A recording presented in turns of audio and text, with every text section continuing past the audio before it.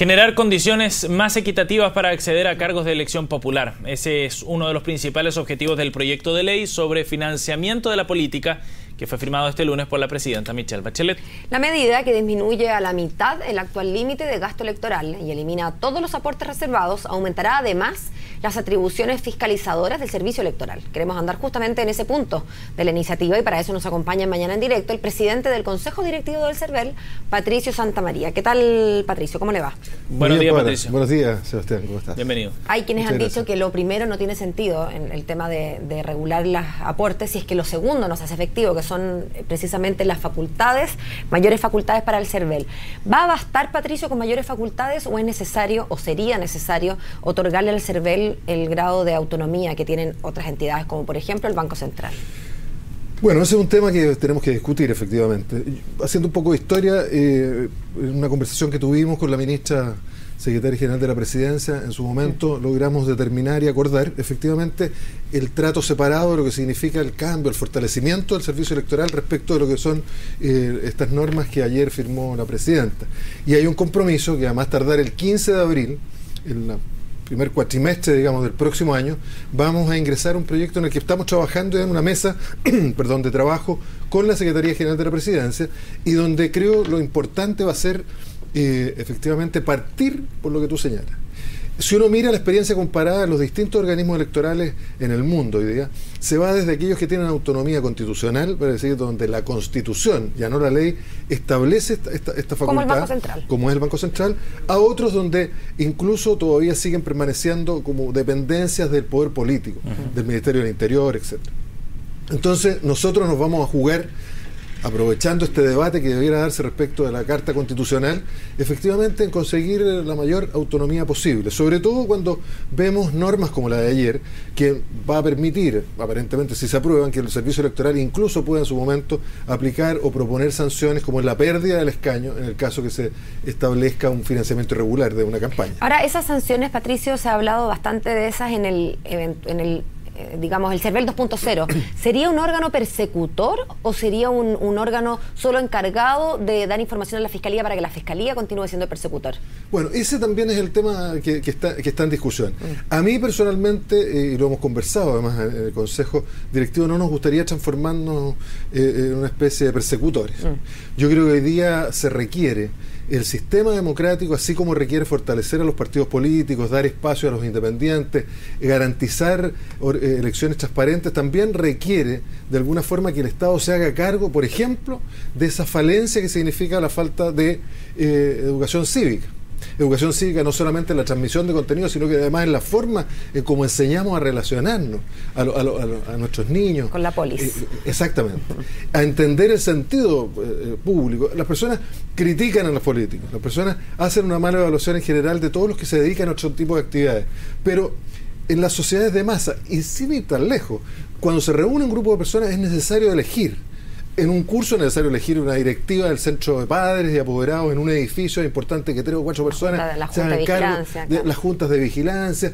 Entonces, en un país, claro, si uno se mete a Atenas, donde solo los sabios podían juntarse en el ágora y podían conversar y tomar las definiciones, pero hoy día es distinto. Hoy día tenemos que, de alguna forma, depositar nuestra confianza en representantes. Y por eso es tan relevante, y para nosotros nos entusiasma tanto y nos apasiona tanto, las normas que están abriendo un debate que yo espero que se dé de la forma que corresponde, que se dé de manera seria e integral. Patricio, ¿qué atribuciones son las que debería tener el CERVEL para transformarlo efectivamente en un actor importante, digamos, y en un fiscalizador de verdad? Bueno, yo diría lo primero es, nosotros queremos y estamos disponibles como para, en conjunto con la sociedad civil, no es una tarea que vamos a asumir nosotros, no queremos transformarnos en una especie de universidad de la convivencia ciudadana o del ciudadano o ciudadana.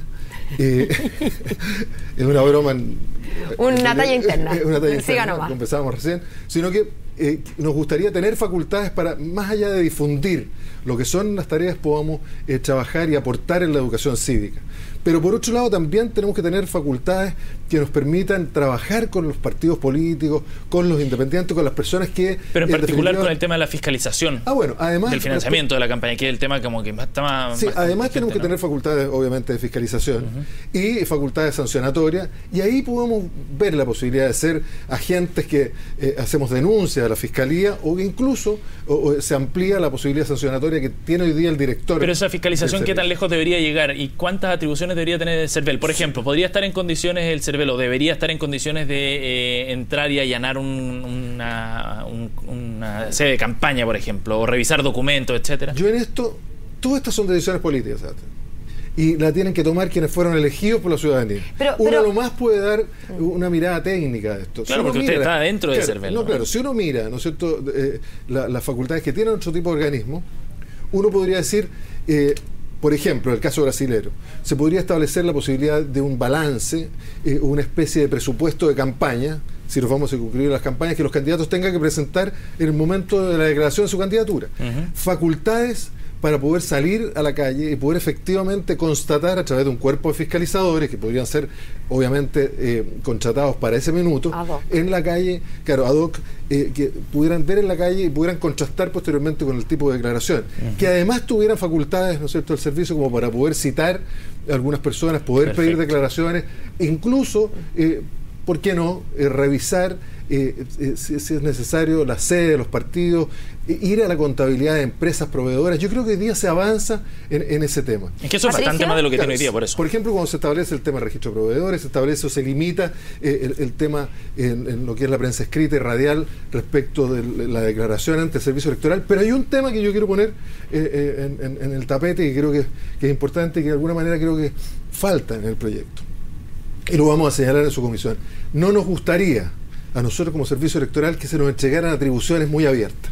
Yo creo que aquí es indispensable que se fijen algunos criterios que establezcan un control, una fiscalización aleatoria probablemente, pero que incluya a todos los candidatos y candidatas, a todos los partidos del espectro político, que no se deje en manos de un organismo, por autónomo que sea, la decisión de a quién fiscaliza o no fiscaliza. Eso puede ser complicado en el futuro. Patricio, yo quiero pedirte que hagamos un ejercicio como de aterrizar esto, y tomemos el caso Penta para eso, entendiendo que es un caso que está abierto y no vamos a renunciar a la presunción de inocencia ni mucho menos, pero para que la gente entienda bien hasta dónde puede llegar el CERVEL y qué hubiera sido distinto en este caso Penta actual si el CERVEL ya fuera el CERVEL 2.0. Por ejemplo, cuando un candidato, el candidato Aguirre, dice a propósito del financiamiento de su campaña, oiga, a mí yo no tengo ningún problema con boletas ni con nada, porque el CERVEL me aprobó la cuenta que yo hice después de ganar.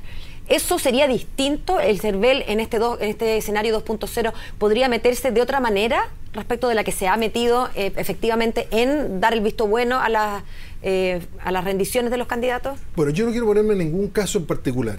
Por eso, dije Aguirre. Claro, no, ni siquiera en el caso Penta, porque es un tema que está hoy día en análisis, en investigación, y que en su momento espero sí que se aclare totalmente. Creo que es fundamental para el prestigio de la democracia. Pero si hubiéramos tenido otras facultades, por ejemplo, Paola, nos hemos dado cuenta en algunos casos de empresas que son creadas especialmente 30 días antes de una campaña, o los propios candidatos o equipos cercanos, o incluso a lo mejor ni siquiera vinculados a los candidatos. Pero si uno tuviera facultades, por ejemplo, para revisar la contabilidad, para revisar las órdenes de compra, a lo mejor nos encontraríamos con que, si bien aparecen facturando millones de afiches, no están las compras correlativas, digamos, que permitan contar con el papel para ese tipo de afiches.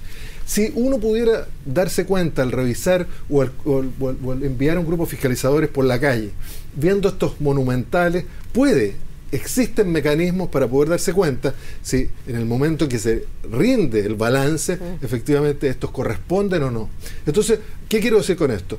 Que con mayores facultades uno efectivamente podría decir, mire, estos candidatos, estas candidatas efectivamente han gastado lo que están declarando.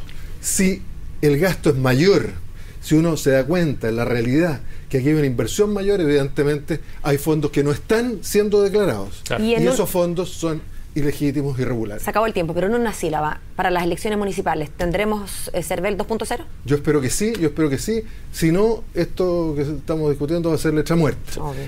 Pero hay un compromiso, por lo menos de la Presidenta de la República, hay un compromiso del Ejecutivo en esta línea, y yo espero que los parlamentarios, en definitiva, se pongan las pilas y podamos contar con un mecanismo que es fundamental para el sistema democrático. Patricio, gracias por haber venido a CNN Chile. Buen día. Muy buen día. Buen día.